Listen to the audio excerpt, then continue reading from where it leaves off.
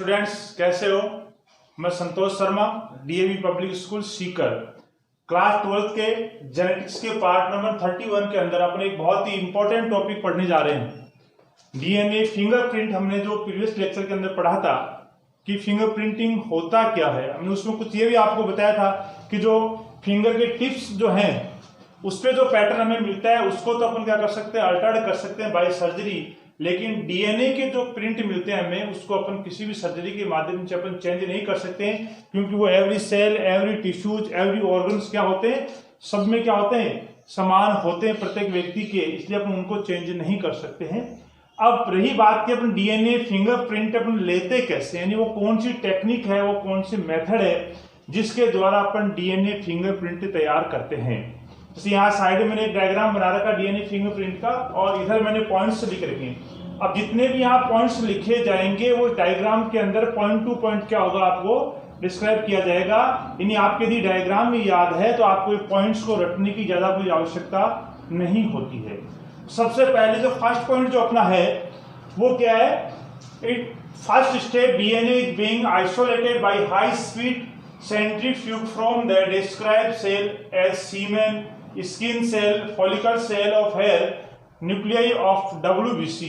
ये क्या कर रहा है, ये जो हमने फर्स्ट ले रखा डायग्राम का, ब्लड का एक सैंपल हमने ले रखा है, इसमें से हमें क्या करना है, डीएनए को आइसोलेट करना, यानी इसमें से हमें डीएनए को निकालना होता है। अब वो डीएनए अपन किसका लें, इसके अंदर का किसी भी उत्तक, जैसे वीर्य हो, त्वचा कोशिका हो, बाल की फॉलिकल कोशिका हो, डब्ल्यूबीसी के न्यूक्लियाई से अपन डीएनए क्या कर सकते हैं, उच्च गति के जो अपकेंद्रण यंत्र द्वारा उसको निकाला जाता है। अब यहां पर जैसे त्वचा सेल्स है, ये अपन कहां काम में लेंगे, फॉलिकल सेल है, न्यूक्लियाई ऑफ डब्ल्यूबीसी यहां मैंने लिखा था, आप कहेंगे कि आरबीसी की अपन काम में ले सकते हैं क्या, तो ध्यान रहे अपन इस डीएनए फिंगरप्रिंट के अंदर आरबीसी का यूज नहीं करेंगे। क्यों नहीं करेंगे, क्योंकि उसका सबसे बड़ा रीजन है कि आरबीसी के अंदर क्या नहीं होता, केंद्रक नहीं होता है, इसलिए अपन आरबीसी को यूज नहीं करेंगे। जो ब्लड सैंपल है उसकी सेल्स होती है आरबीसी डब्ल्यूबीसी, तो उसमें अपन किसको यूज करेंगे, डब्ल्यूबीसी को अपन यूज करेंगे।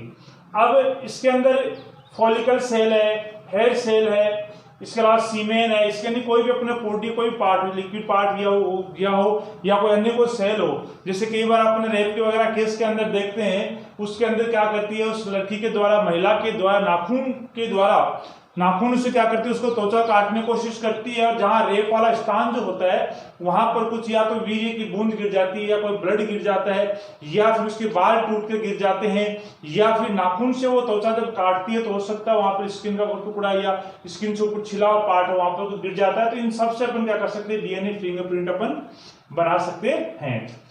तो फर्स्ट है अपना ब्लड सैंपल।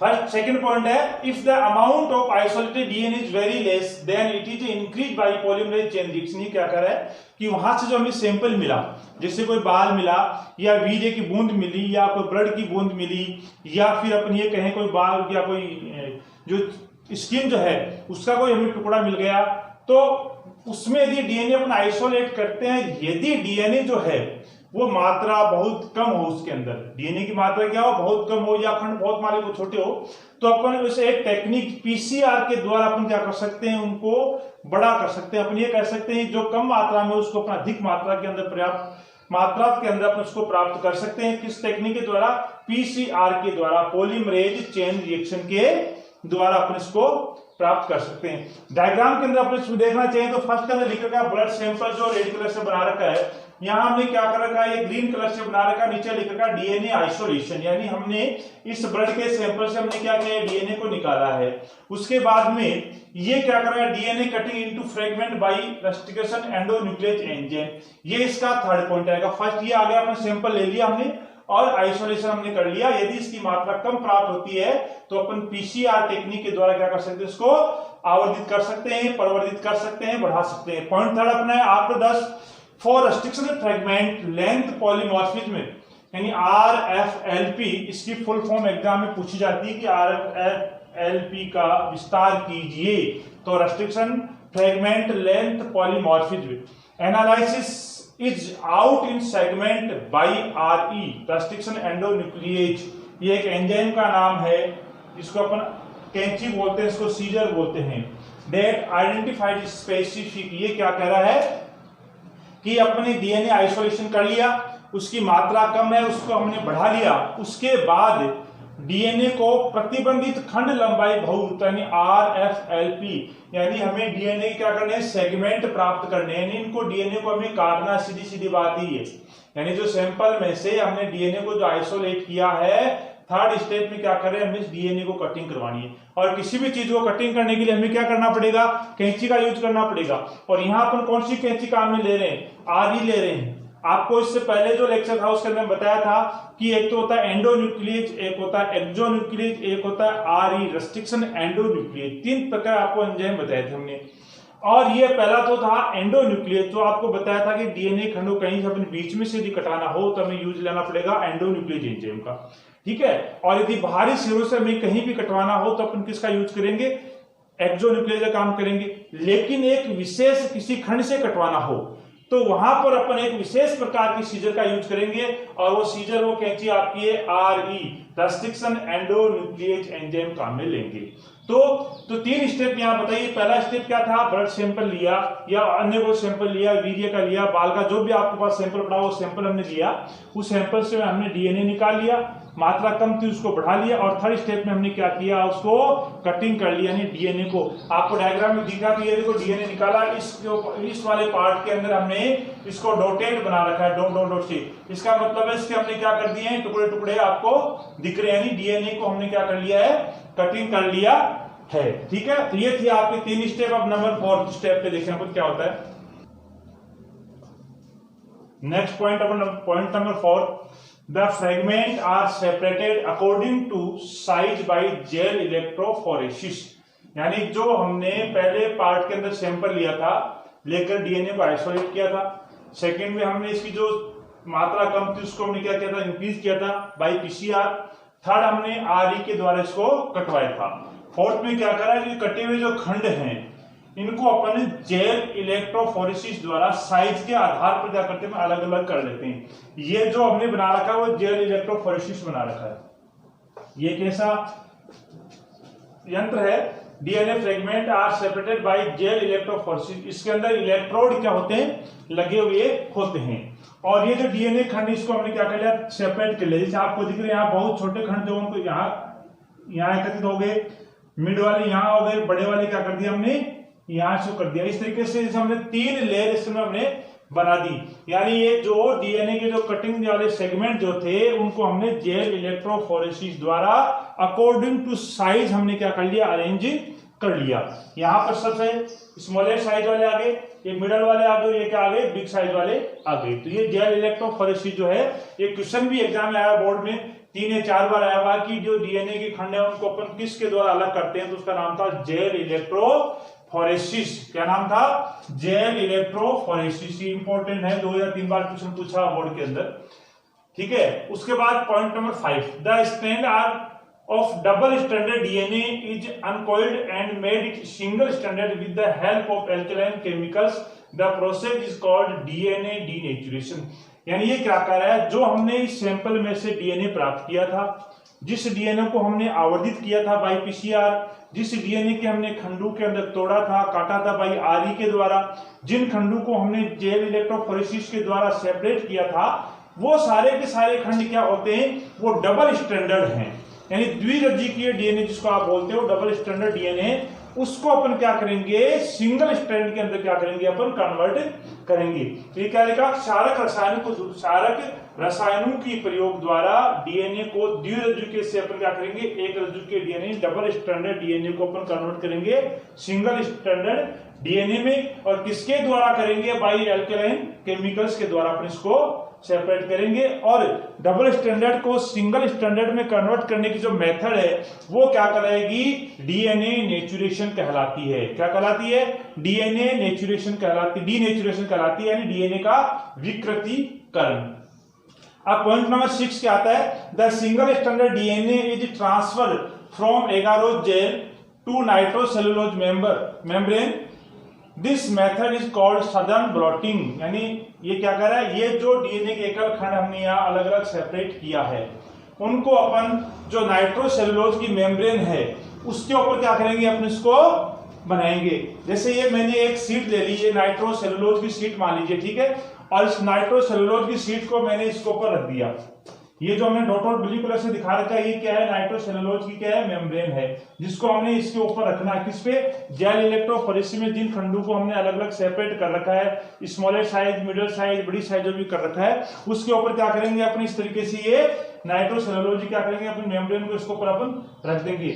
और रखने के बाद क्या होगा, हमें इसका प्रिंट प्राप्त होगा। देखो प्राप्त हो गया, आपको दिख रहा है, आपको ये प्रिंट ऐसे नहीं हुआ, पहले से बना रखा है, आप सोचेंगे अभी प्राप्त हुआ, ऐसे नहीं बना रखा मैंने। इसको अपन जैसे प्रिंट से रखेंगे, ठीक है, रखने के बाद इसमें जो भी प्रिंट था वो हमें इस तरीके से क्या होगा, नाइट्रोसेलुलोज की जो मेम्ब्रेन है उस पर हमें क्या होगा, प्राप्ति हो जाएगा। तो ये था आपका पॉइंट नंबर 6, यानी इन एकल रज्जु के डीएनए को एगारोज जेल से नाइट्रोसेलुलोज झिल्ली पर स्थानांतरित किया जाता है। इस प्रक्रम को क्या बोलते हैं, सदर्न ब्लोटिंग टेक्निक कहा जाता है। ये भी आया हुआ कि सदर्न ब्लोटिंग क्या है, ठीक है। तो ये सदर्न ब्लोटिंग टेक्निक का है, जब इसको अपन नाइट्रोसेलुलोज की झिल्ली पर अपन इसको प्राप्त करेंगे। तो ये था आपका पॉइंट नंबर 6। अब देखते हैं point number 7। Next point number 7 क्या है, this nitrocellulose membrane is kept on probe. The probe DNA sequence are radioactive synthesised segments. Probe has special nucleotide sequence which are complementary to VNTR sequence। VNTR का मतलब variable number tendon repeat, जो आपको कल बताया था कि यदि जो डीएनए सेगमेंट जो है वो यदि रिपीट होता है अल्टरनेट के रूप में, या एक छोड़कर एक या कैसे होता है, उसको अपन VNTR बोलते हैं। और कंटिन्यूस यदि रिपीट होता है एक लाइन में बार बार, तो उसको अपन ने क्या नाम दिया था, टेंडम रिपीट हमने नाम दिया था। तो complementary to VNTR sequence, these probe sequence when found its complement sequence hybridise with them. ये जो क्या कर रहा है, हमने जो ये अभी लगाई थी नाइट्रोसेलुलोज की जो मेम्ब्रेन हमने लगाई थी, उस पर हमने प्रिंट लिए थे, उसकी बात कर रहे हैं कि अपन इस जो हमने अलग से निकाला था, इसकी बात कर, जो हमने इसके ऊपर चिपकाया था, चिपका कर हमने इसको अलग लिया था, इसकी बात कर रहे हैं कि जो हमने इस नाइट्रोसेलुलोज झिल्ली पर जो हमने प्रिंट लिए हैं, उनको अपन प्रोब के साथ रखा जाता है। और प्रोब डीएनए के ज्ञात अनुक्रम के रेडियो एक्टिव संश्लिष्ट खंड होते हैं। यानी ये जो हमने रेडियो एक्टिव सब्सटेंस मिक्स किया हमने इस खंडों के साथ, इसके जो हमने नाइट्रोसेलुलोज जो खंड अलग अलग सेपरेट करने के बाद हमने इस पर नाइट्रोसेलुलोज की मेम्ब्रेन रखी, उसके ऊपर जो नाइट्रोसेलुलोज की मेम्ब्रेन के ऊपर जो हमें प्रिंट मिले थे, डीएनए खंडों के जो हमें प्रिंट मिले थे, उनको हमने रेडियो एक्टिव सब्सटेंस के साथ मिक्स किया। और मिक्स करने के बाद जो हमें डीएनए प्राप्त जो हुआ था, उसको अपन हाइब्रिड डीएनए बोलते हैं। कौन सा बोलते हैं, हाइब्रिड डीएनए हम इसको बोलते हैं। DNA probe bind to specific DNA sequence on nitrocellulose membrane. ये क्या कहा है, डीएनए प्रोब बाइंड, यानी डीएनए के जो प्रोब नाइट्रोसेलुलोज पर हमने लिए थे, वो bind to specific DNA sequence on nitrocellulose membrane, यानी उस पर जो आए थे उनको हमने रेडियोएक्टिव सब्सटेंस के साथ हमने मिक्स किया।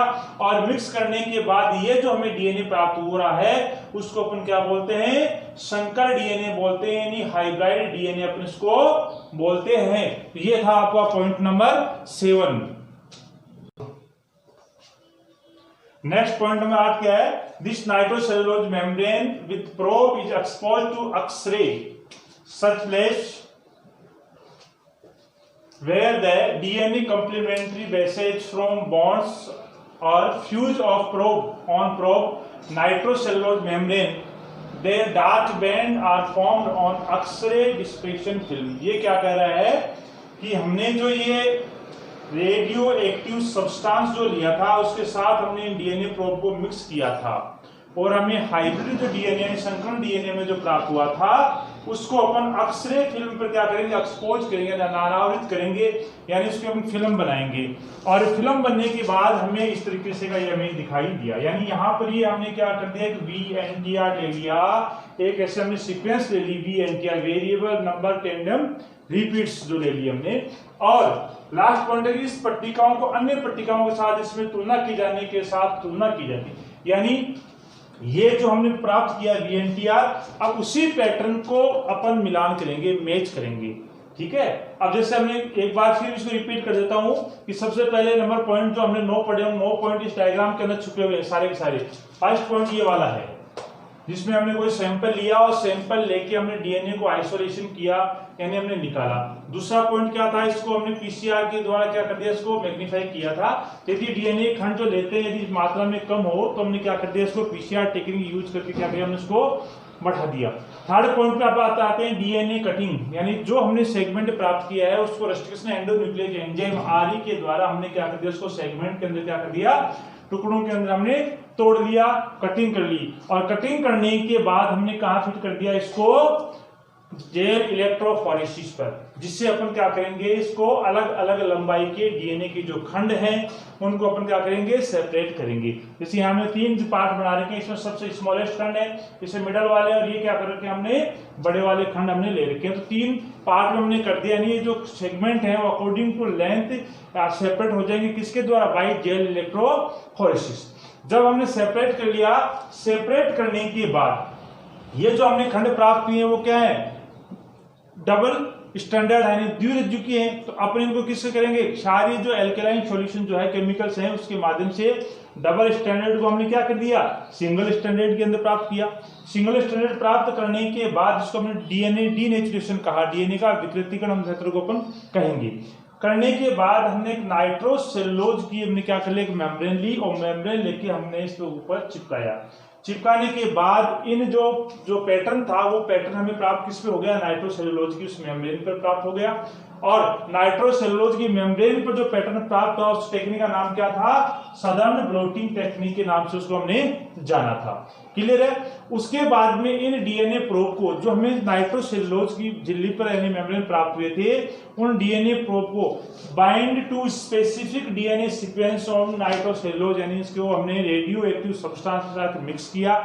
मिक्स करने के बाद हमें क्या प्राप्त होता, संकर डीएनए प्राप्त हुआ था, हाइब्रिड डीएनए हमें प्राप्त हुआ था। जैसा आपको डायग्राम से दिखाई दे रहा है, इसमें ब्लैक पट्टी भी बना रखी है और साथ में हमने क्या कर रखा है, ग्रीन ग्रीन भी कलर से हमने इसको रोटेट कर रखा है, यानी ये रेडियो एक्टिव सब्सटेंस में मिक्स करने के बाद। उसके बाद में जो 9 पॉइंट आता है अपना, उसको अपन क्या करेंगे, एक्सरे फिल्म क्या करेंगे, अपन एक्सपोज उसको कर लेंगे, नहीं उसको अनावृत कर लेंगे, तो हमें इस तरीके का पैटर्न हमें प्राप्ति होगा। इस पैटर्न को अपन क्या बोलते हैं, VNTR, variable number tandem repeat, हम इसको बोलेंगे। अब इस पैटर्न को अपन किसके साथ करेंगे, अपन मैच करेंगे, किसके साथ, जो भी अपन जिसके लिए डीएनए फिंगरप्रिंट बना रहे। जैसे अपन बात करेंगे रेप की, तो रेप किसने किया, अपन कई बार गलत अंदाजा लगा लेते हैं साहब, या गलत किसी पे ब्लेम करते हैं। तो जिस पर गलत ब्लेम किया है या जिस पर सही किया है, जो भी है उसका पैटर्न लेंगे, और महिला की वेजाइना पर जो स्पर्म है उसके द्वारा अपन पैटर्न बनाएंगे। दोनों का अपन क्या करेंगे, मैच खाएंगे, मैच कराएंगे, तो दोनों का जिसका ज्यादा मैच खाएगा वही क्या होगा, उसका दोषी पाया जाएगा। तो ये थी डीएनए फिंगरप्रिंट की टेक्निक, जो 9 पॉइंट के अंदर अपने केस को कंप्लीट कर दिया है। ठीक है। अब ये पॉइंट्स को याद करने के लिए आपको सबसे पहले क्या करना पड़ेगा, आपको डायग्राम याद करना पड़ेगा। अब अपन देखते हैं प्रोब क्या है और VNTR क्या है। अब अपन देखते हैं difference between VNTR and probe. यानी हमने पिछले जो थोड़ी देर पहले डीएनए टेक्निक जो पढ़ी उसमें कई जगह आपने यूज किया प्रोब और कई जगह यूज किया हमने VNTR।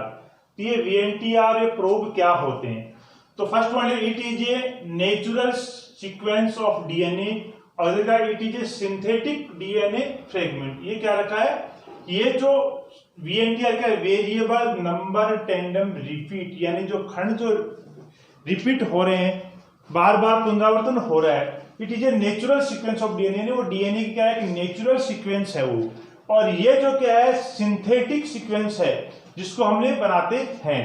दूसरा ऐसा अंतर क्या है, VNTR is non radio active और प्रोब क्या है, it is A radio active. जो VNTR जो होता है वो नॉन रेडियो एक्टिव होता है, जबकि प्रोब रेडियो एक्टिव होता है। हमने यहाँ पर स्टेप नंबर जो 8 अपनी थी 7 और 8, उसमें हमने लिखा था कि जो नाइट्रोसेलुलोज वाली झिल्ली पर हमने जो डीएनए का प्रोब हमने प्राप्त किया था, जो पैटर्न हमने प्राप्त किया था, उसको हमने रेडियो एक्टिव पदार्थ के साथ क्या किया था, हमने मिक्स किया था और हमने क्या किया था, संकर डीएनए प्राप्त किया था। तो वहां हमने प्रोब शब्द का यूज किया है। ठीक है। और थर्ड इसका डिफरेंस जो है, VNTR help in identification of person, और ये क्या है, probe help in identification of VNTR। यानी जो VNTR है वो तो पर्सन को पहचानने में, हमने यहाँ पर जो अपने 9th नंबर की जो पॉइंट था उस पर हमने पैटर्न बनाया था, और उस पैटर्न में हमने अलग अलग कलर में लाइनें बनाई थी, ग्रीन है, ब्लू है, रेड है, ग्रीन जो बनाई थी अपने अलग अलग ब्लैक से। तो वैसा हमने यहाँ पैटर्न तैयार किया था। तो वो क्या है, अपन पैटर्न क्यों तैयार किया था अक्षय फिल्म के बाद में, वो हमें मैच करने के लिए किया था हमने किसी का। और ये क्या, probe help in identification of VNTR, यानी VNTR की अपन पहचान किससे कर सकते हैं, प्रोब के द्वारा। तो प्रोब तो पहचान करेगा VNTR की, और VNTR करेगा उस पर्सन की करेगा जिसके लिए अपन DNA फिंगरप्रिंट तैयार करते हैं। तो ये तीन डिफरेंस थे VNTR और प्रोब के अंदर। अब नेक्स्ट पॉइंट है अपना एप्लीकेशन ऑफ DNA फिंगरप्रिंटिंग, यानी अपन DNA फिंगरप्रिंटिंग का यूज कहां कहां और कैसे कैसे अपन कर सकते हैं। फर्स्ट पॉइंट है सोलो ऑफ पैटर्निटी डिस्प्यूट, यानी सही माता पिता की पहचान करना। जैसे ये हमने यहां पर एक कोई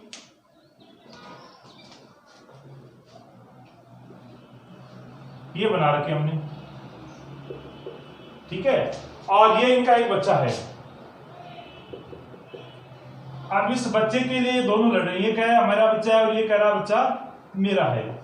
तो एक तो सबसे पहले सिंपल वे के अंदर तो अपन ब्लड ग्रुप से देख सकते हैं, इसका अपन ब्लड ग्रुप निकाल लेंगे और इनका ब्लड ग्रुप अपन निकालेंगे, जिसका ब्लड ग्रुप मैच खाएगा अपन उसका क्या हो जाएगा। लेकिन ब्लड ग्रुप में कई बार क्या होता है, जैसे अपन देखते हैं कि ए ब्लड ग्रुप कितने लोगों का है, बी कितने का है, AB कितने का है, O कितने का है, तो ब्लड ग्रुप से कई बार नहीं मिल पाता है। मान लीजिए यहाँ पर इसको क्लेम करने वाले 5 जने हो गए और 5 में से 4 जनों का ब्लड ग्रुप सेम निकल गया, तो ब्लड ग्रुप वाला हो सकता है फ्लॉप हो जाए। लेकिन अपना लास्ट हथियार क्या है, DNA फिंगरप्रिंट होता है। अपन क्या करेंगे, इस बच्चे की कोई भी अपन सेल्स लेके, कोई भी टिश्यू, कोई ऑर्गन लेके इसका अपन पैटर्न बनाएंगे, और पैटर्न जो हमने बनाया था वैसा अपन बना लेंगे। जैसे ये हमने इसका पैटर्न प्राप्त कर लिया,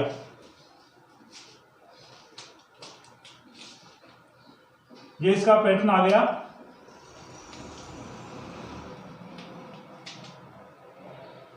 ये इसका हमने पैटर्न प्राप्त कर लिया। अब इसका पैटर्न प्राप्त करने के बाद क्या करेंगे, हम इनकी भी DNA फिंगरप्रिंट करेंगे। ये जो ले रखा हमने साइड में, इनके भी अपन क्या करेंगे, पैटर्न तैयार करेंगे। इसका हमने पैटर्न तैयार करेंगे और इसका हम क्या करेंगे, पैटर्न तैयार करेंगे। फिर इसके पैटर्न से अपन क्या करेंगे, इसे मैच कराएंगे। अपन सोचेंगे एग्जैक्ट मैच खा जाएगा, नहीं खाएगा, यानी अपन 70%, 90%, 80% जो भी मैच खा रहा है। सपोज ये मान लीजिए ये जो उसका VNTR जो बना हुआ है, यानी जो पैटर्न जो बना हुआ है वो पैटर्न इसके साथ मैच खा रहा है, इसके साथ नहीं खा रहा है। इसका मतलब क्या हो गया, ये बच्चा किसका है, इसका ये कर रहा है और झूठा ब्लेम कर रहा है। तो अपन इस पैटर्न के द्वारा, यानी DNA फिंगरप्रिंट के द्वारा अपन सही माता पिता की अपन क्या कर सकते हैं, पहचान कर सकते हैं। नेक्स्ट पॉइंट अपना क्या, it is useful in the detection of crime, यानी अपराधियों की छानबीन करने में। आपने देखा होगा कितने अपराध होते हैं, और अपराध के अंदर जो अपराध करता है कोई ना कोई वहां पर हमें क्लू देके जाता है, चाहे वो वहां पर उसका कोई बाल गिर जाए या वो शेर वहीं से कट जाए, कोई ब्लड गिर जाए, कुछ भी XYZ हमें कोई ना कोई वो सबूत छोड़ के जाएगा, और उस सबूत के द्वारा अपन सेम जैसे पैटर्न बनाएंगे, और पैटर्न से के द्वारा अपन क्या कर सकते हैं, उस क्राइम तक, उसके जो है उस अपराधी तक अपन क्या कर सकते हैं, पहुंच सकते हैं। किसके माध्यम द्वारा, DNA फिंगरप्रिंट के द्वारा। अगला है आइडेंटिफिकेशन ऑफ विक्टिम, यानी जो बलात्कार के रूप में जो बलात्कारी की अपन पहचान करने में, इसमें भी कई बार क्या 2 तरीके के होते हैं। एक तो ये होता है कि वास्तविकता में मान लीजिए ये कोई गर्ल्स है और ये बॉय 1 और ये बॉय 2 हमने लगा रखा है, क्लियर।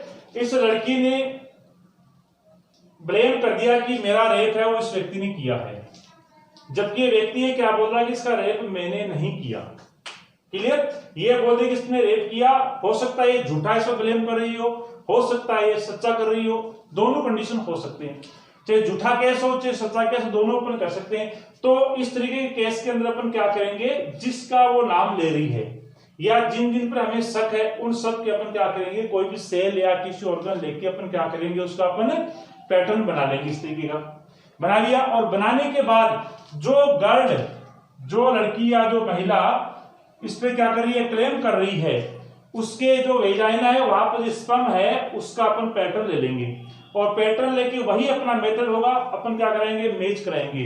यदि वो मान लीजिए इस पर ब्लेम कर रही है कि ये इसने मेरे पे क्या किया, रेप किया है, और सपोज इसका VNTR और इसका VNTR दोनों मैच नहीं कर रहे, मतलब इस पर क्या कर रही है, वो झूठा क्लेम कर रही है, जबकि रेप इसने नहीं किया। रेप करने वाला कौन है, B1 है, वो क्लेम किस पर लगा रही है, B2 पर लगा रही है ब्लेम, और है कौन, B1 है।